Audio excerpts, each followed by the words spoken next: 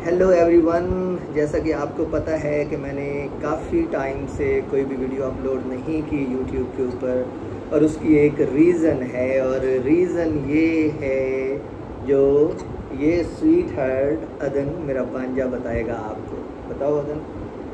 क्योंकि आजकल वो पाकिस्तान आए हुए हैं, इसलिए उनको आजकल वीडियोस बनाने का टाइम ही नहीं मिलता। एग्जैक्टली मैं आया हुआ हूँ पाकिस्तान और मैं अपनी इस प्यारी सी स्वीट हार्ट के पास हूँ आजकल। तो सारा टाइम इनके पास गुजरता है, इसलिए वीडियोस बनाने का टाइम नहीं मिल रहा।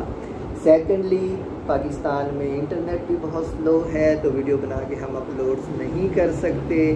इसलिए जब 1 महीने में मैं वापस चला जाऊंगा, किधर चला जाऊंगा? ईमेल का, तो फिर से हम वीडियो लेक्चर्स बनाना शुरू कर देंगे।